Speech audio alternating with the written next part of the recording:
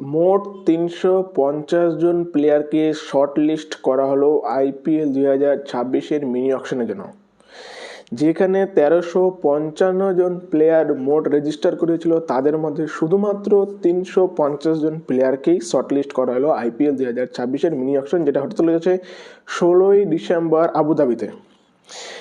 এর মধ্যে শেষ মুহূর্তে এন্ট্রি নিল কলকাতার release wicketkeeper batsman Quinton de Kock, যে কিনা প্রথমে ভেবেছিল IPL এই বছর খেলবে না, কারণ 2025 তার বাজে পারফরমেন্স পরে কুইন্টন ডিকক বুঝে গিয়েছিল যে সে হয়তো এই বছর IPL-এ ঠিক ততটা টাকা ইনকাম করতে পারবে না। তাই কুইন্টন ডিকক আগেভাগেই নিজের নামটা IPL থেকে সরিয়ে নিয়েছে।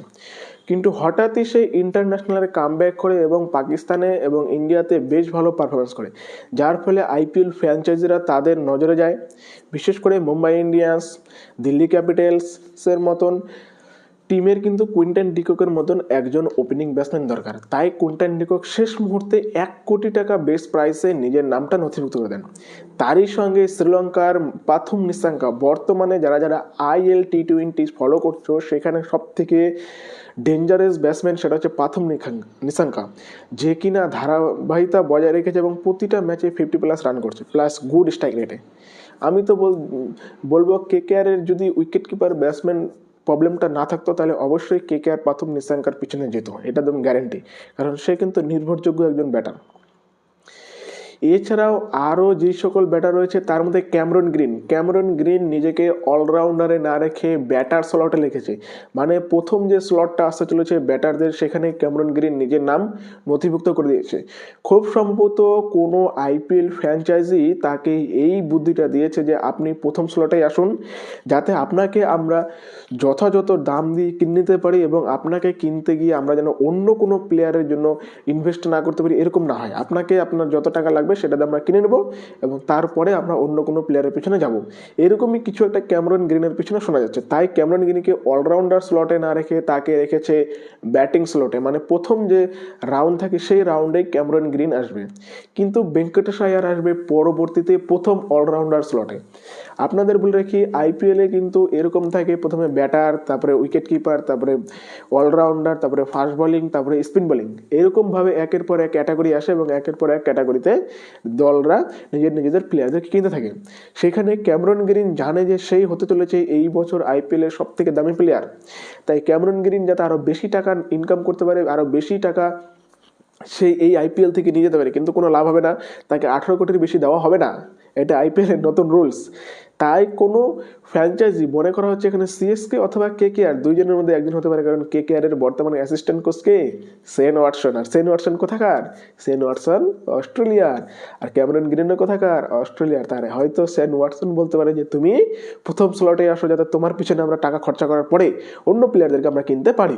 এখন দেখা গেল আপনি অনেক দেরি করে আসলেন এবং প্রথমে ভালো ভালো প্লেয়ারগুলো চলে গেলো কম দামে, তখন আমরা ইনভেস্ট করতে পারলাম না, সেটা কিন্তু সম্ভব হবে না। তাই ক্যামেরন গ্রিন প্রথম স্লটে আসতে, তারই সঙ্গে আসবে কি? পৃথ্বী শ, আমাদের আরেক opening batsman, targeted opening batsman, সেটা হচ্ছে পৃথ্বী শ আসবে প্রথম স্লটে। আর ভেঙ্কটেশ আয়ার আসতে চলেছে অলরাউন্ডার স্লটে, পরবর্তীতে যে অলরাউন্ডারের ফার্স্ট স্লট সেখানে আসবে। এই তিনজনই কিন্তু এই বছর IPL-এর সব থেকে বড় নাম। তার সঙ্গে কুইন্টন ডিকক শেষ মুহূর্তে আসতে চলেছে। এরই সঙ্গে শ্রীলঙ্কান যে ব্যাটার পার্থম নিসাঙ্গা ছাড়াও সাউথ আফ্রিকান বিভিন্ন বোলাররা প্লাস হচ্ছে ব্যাটসম্যানরাও নিজেদের নাম দিচ্ছে। তার সঙ্গে আফগানিস্তানের এক মিস্ট্রি স্পিনার, সব থেকে উল্লেখযোগ্য নাম, যে কিনা IL T20-তে নিজের জাদু দেখিয়ে যাচ্ছে, একের পর এক স্পেলে সুন্দর সুন্দর বোলিং করে যাচ্ছে, সেই স্পিনার বলারের পিছনে সবার নজর রয়েছে এবং তাকেও শেষ মুহূর্তে এন্ট্রি করানো হয়েছে। প্রায় 35 জন বিদেশি ব্যাটসম্যানকে শেষ মুহূর্তে এন্ট্রি করানো হয়েছে। আবার আপনাদেরকে বলে রাখি 350 জনের মধ্যে মাত্র 70 জনের যে স্লট সেটা কিন্তু পরপর চলবে এবং 71 থেকে 350 পর্যন্ত যেতে হবে এক্সিলেটার স্লট, মানে আসবে বিক্রি হবে। আর প্রথমে যে 2 crore anyone place anyone, thank you KKR, thank you DC, thank you RR, এরকম চলবে শুধুমাত্র 70 জন প্লেয়ার। যেহেতু এটা একদিনের অকশন, তাই প্লেয়াররা এখানে খুব তাড়াতাড়ি বিক্রি হতে চলেছে। আর যেহেতু লিমিটেড সিট, প্রতিটা টিমে কিন্তু কারো টিমে 6 জন, কারো টিমে 5 জন, কারো টিমে 4 জন, কারো টিমে 10 জন।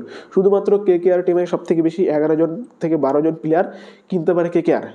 তাই লিমিটেড যেহেতু স্লট, তাই এই অকশনটা অনেক তাড়াতাড়ি হতে চলেছে। এবং কে আর কী করে সেটা হচ্ছে দেখার। আর মাত্র 1 সপ্তাহ বাকি, আর 1 সপ্তাহ বাকি। কুইন্টন ডিককের পরিবর্তে আমরা কাকে নিতে পারবো? জনি ব্রেস্টো, ক্যামেরন গ্রিন, প্রথম নিসাঙ্গা, নাকি মাথিসা পাথিরানা, নাকি জ্যাকব ডাফি, নাকি জেমি স্মিথ, নাকি ফিন অ্যালেন, নাকি ডেভেন কনওয়ে, নাকি অন্য কেউ? আপনি কাকে কাকে চান কে আর টিমে অবশ্যই কমেন্ট করে জানাবেন, কারণ আপনার কমেন্টে আমার বুঝতে ভালো হবে যে কে আর টিমে ঠিক কে আর ফ্যানরা কাকে কাকে দলে চাইছে। আমি চাইবো Jonny Bairstow, Matheesha Pathirana, Jake Fraser McGurk এবং ক্যামেরন গ্রিন, এই 4জনকে আমি যাবো। কারণ জ্যাক ফ্রেজার ম্যাকগ্রাক কি করতে পারে সেটা আমরা সবাই জানি। সে যদি প্রথম 6বার টিকে গেল, আর এই কলকাতার মতন ছোট্ট মাঠে প্রথম 6বারে 120 রান হবে, যেটা হায়দ্রাবাদের ট্রেভিস হেড এবং অভিষেক শর্মা করে, সেম জিনিস এবার আমরাও কিন্তু করতে পারি, যদি আমরা একটু বুদ্ধি খাটিয়ে, ইমোশন দিয়ে না, দেমাগ দিয়ে প্লেয়ার কিনি। কলকাতা কি করবে সেটা অবশ্যই কমেন্ট করে জানাবার, নিজের মতামত অবশ্যই জানাবার। কারা কারা 16 তারিখের জন্য অপেক্ষা করেছো সেটাও কিন্তু বলবা মানা। থ্যাংক ইউ ভিডিওটা দেখা।